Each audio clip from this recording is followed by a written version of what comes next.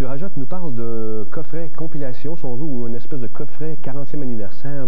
Il sait mieux, moi je m'en vais. C'est le 40e anniversaire, comme Denis vient de le dire, de l'étiquette Elektra. Et ils ont eu la très bonne idée de prendre leur nouveau groupe et de leur faire des versions de leur ancien groupe. Et sur l'album au complet, il y a un instant 49 chansons. Il y a pour plus de 140 minutes de musique. C'est vraiment un très, très bon achat. Et je vous parle, il y a aussi un très, très beau livret. Un instant, est-ce qu'on me voit? Est-ce que je suis là? Non, je suis pas là. On va arriver au livret. Il y a le livret qui s'en vient. Il y a tous les détails au grand complet sur chaque artiste, quand a été le succès et compagnie. Et ben, j'aime beaucoup The Cure. Ça commence avec The Cure qui font Hello, I Love You des Doors. Ils l'ont vraiment personnalisé à eux autres. C'est comme si c'était eux autres qui l'avaient écrit en fin de compte. J'aime pas mal en général ce que fait The Cure. Il y a également Tracy Chapman qui fait House of the Rising Sun, également très personnalisé. Il y a aussi Billy Bragg qui n'a jamais rocké autant de sa vie. Une chanson qui s'appelle Seven and Seven Is. Également, il y a les Gypsy Kings qui font Hotel California des Eagles. Spécial. Moi, j'aime pas vraiment la voix, là, problème un peu, mais les guitares, ça, j'essaye pas ça. C'est quand même, c'est pas si pire. On aime ou on déteste, mais moi, je suis dans le milieu à peu près, c'est rare, ça. Également, il y a les Sugar Cubes qui m'ont un peu déçu. Ils ont comme fait une version de Motorcycle Mama de Sailcat qui avait été un succès en 72, mais ils l'ont pas vraiment personnalisé, ce qui est un peu dommage. On retrouve Pixies qui font Born in Chicago, une chanson du Paul Butterfield Blues Band. Paul Butterfield qui est décédé il y a 3 ans. Là, je nomme les alternos, mais il n'y a pas simplement de ça. Il y a du heavy metal également, comme Faster Pussycat qui fait You're So Vain de Carole King, le Kronos Quartet qui s'en vient à Montréal très bientôt, Ernie Isley qui fait Let's Go des Cars, version Kusi-Kusa, Anita Baker qui fait You Belong to Me de Carly Simon qui est excellente. Je pourrais continuer comme ça pendant longtemps et je vais continuer encore. Il y a John Zorn aussi qui fait une chanson absolument cacophonique qui s'appelle TVI, excellente, j'aime beaucoup. Il y a They Might Be Giants, il y a Metallica qui font Stone Cold Crazy de Queen, mais ils ont comme un peu perdu l'effet d'origine, c'est un peu dommage, mais probablement, si vous aimez quelqu'un qui aime beaucoup la musique, vous devriez lui donner ça à Noël en cadeau. C'est vraiment un excellent micro-sillon. Rude Buy It. Maintenant, nos flashs de la semaine. Ça m'a pris quelques temps avant d'apprécier le nouvel album de Cocteau Twins, mais c'est maintenant chose faite. Heaven or Las Vegas est un bon micro-sillon, un peu plus uniforme que les précédents, mais qui plaira aux fans du groupe.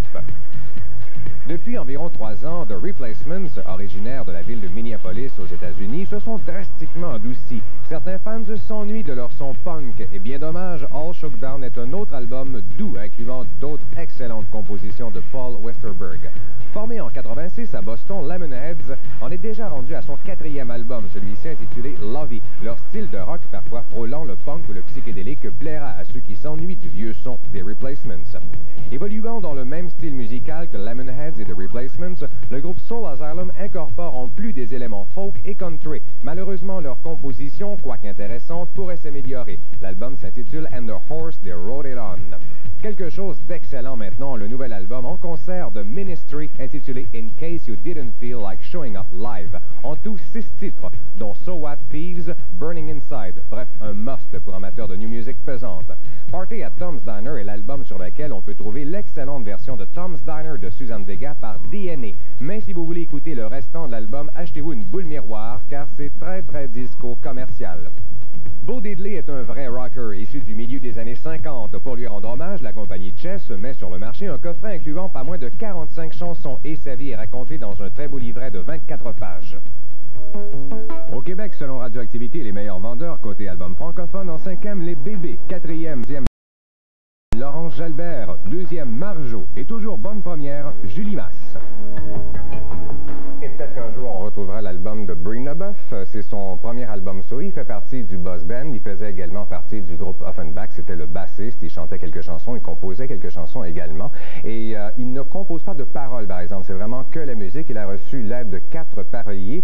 Il y a Jean Houde qui signe 4 textes. Il y a également Marc Bilodeau qui en fait 4. Il y a également Claire Maillet. Et il y a aussi Marie-Carmen qui signe la chanson Parle tout bas. Et ce sont de bonnes paroles et elles sont toutes incluses. Musicalement, on est en terre inconnue. C'est du pop, rock, un peu jazzé. À l'occasion, j'aime bien la ballade jazzée, la dernière chanson qui conclut l'album qui s'appelle Pink Moon Café. C'est vraiment très, très bien. Les arrangements aussi sont très bons. Ça devrait être idéal vraiment pour la radio. Et les musiciens, il y a John McGale, d'ancien partenaire de Breen LeBeouf, également Pat Martel, même le guitariste original d'Offenbach, Johnny Gravel. Il y a aussi Rick Haworth. Et l'album a été co-réalisé par Breen, qui voulait avoir Jerry en premier, mais comme on sait, Jerry est décédé, donc il a fait appel à Richard Charles Duc, qui est son claviériste et aussi son saxophoniste. Donc, un bon premier micro-sillon pour Breen Leboeuf. Maintenant, Bob. Oh, Bob. Oui. L'album s'appelle Under the Red Sky. Et j'ai l'impression que lui, il fait des albums par habitude plutôt que par ça lui tente. Ou à un moment donné, de se dire, ça fait un an, là, faut que je fasse un album, là. Alors, ça donne un peu des résultats comme c'est comme ça. Moi, j'ai jamais vraiment été un fan de Bob Dylan, surtout sa superbe voix. Alors ça, j'ai des problèmes un peu, mais c'est quand même, ça demeure un bon poète, sûr et certain. Cette fois-là, c'est Don et David Waz qui ont réalisé le micro-sillon. Et laissez-moi vous dire que c'est pas les vedettes qui manquent. Il y a Slash du groupe Guns N' Roses, David Lindley et Al Cooper, qui sont deux vieux rockers. Également Kenny Aronoff, qui est le batteur de John Cougar Mellencamp, qui est sur la batterie pour toutes les chansons sur l'album. Également David Crosby, Bruce Hornsby, Jimmy et son décédé frère Stevie Ray Vaughan. Également Elton John et George Harrison. Même si vous avez tous ces noms-là, c'est dommage, mais moi, je trouvais ça un peu plâtrette de son micro-sillon. Je m'ennuyais de Oh Mercy, qui avait été réalisé par Daniel Lanois, qui avait su vraiment donner une nouvelle texture au son de Bob Dylan. Peut-être que les vrais amateurs, quand même, aimeront le Bob Dylan, mais pas vraiment moi. Maintenant, voici d'autres palmarès. Les 45 tours les plus populaires aux États-Unis. En 5e, Janet Jackson. En 4e, Vanilla Ice. 3e, James Ingram. 2e, Maxi Priest. Et au numéro 1, George Michael. Au Japon, les 45 tours les plus populaires cette semaine. En 5e, Southern All Stars. 4e, Dreams Come True. 3e, Maria Tekushi. 2e, BB Queens. Et au numéro 1, Shuzuka Kudo. Je pense que j'ai blessé Denis. Est-ce que c'est correct? Ça va, non? Non, c'est correct. Ah bon. Je suis ça. Ça prend un bon coup de Bob Dylan sur la tête, non? Together, my friend. Ça affecte.